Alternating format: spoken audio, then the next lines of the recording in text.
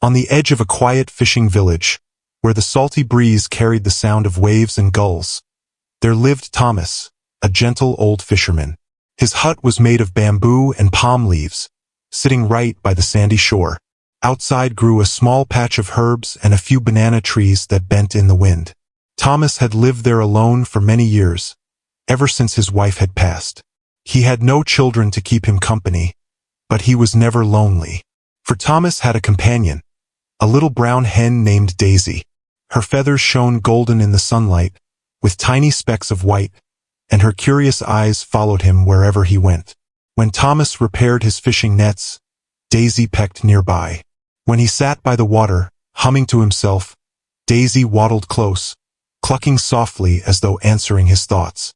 Every morning, before the fisherman set sail, Daisy would lay one perfect egg in a clay bowl by the door. Thomas would lift it carefully, smile at its warmth, and whisper, "One is plenty, my dear." He would boil it, eat half with a little salt for breakfast, and save the rest for his evening meal. His days were simple, filled with mending nets, tending to his plants, and sharing small talks with neighbors who passed by. One morning, something surprising happened. Daisy laid 2 eggs instead of 1.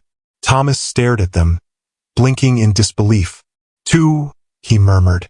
"Well, that's kind of you." He kept 1 egg and carried the other to the marketplace. There he traded it for a pinch of tea leaves and a little sugar. The next day, Daisy gave 2 more eggs, and the next day again. Soon, word spread across the village. People nudged Thomas with advice. "You should sell both," said a shopkeeper. "Feed her better, she may give 3, added another. "Why stop at 1 hen? You could buy 10, even 100. Think of the money." But Thomas only chuckled softly and replied, "1 for me and 1 to share. That's enough." He gave the extra eggs away, sometimes to children running barefoot to school, sometimes to an elderly widow nearby, sometimes leaving them quietly on a doorstep without a word. The villagers began to call him Egg Thomas with fondness. He carried the name with a smile, never proud, just grateful. Then came the storm season. Dark clouds smothered the skies, and the ocean raged for days.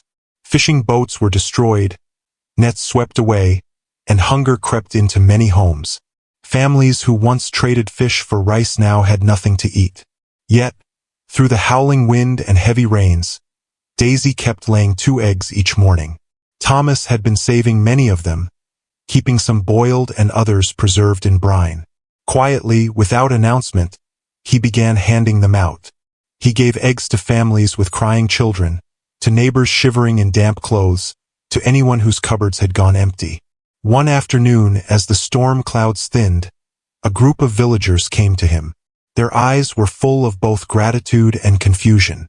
"Thomas," they asked, "why didn't you sell more when you could? Why not grow rich when you had the chance?" Thomas set down his fishing net, looked at them kindly, and said, "Because joy does not come from piling up treasures.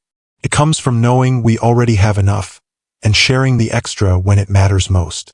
At his feet, Daisy clucked gently and nestled against his sandals, as if agreeing with every word. True happiness, Thomas believed, was never about gathering more and more. It was about appreciating the little we are given, and offering it freely to others in need. For when we lift each other with kindness, we discover a richness far greater than gold, one made of compassion, peace, and love.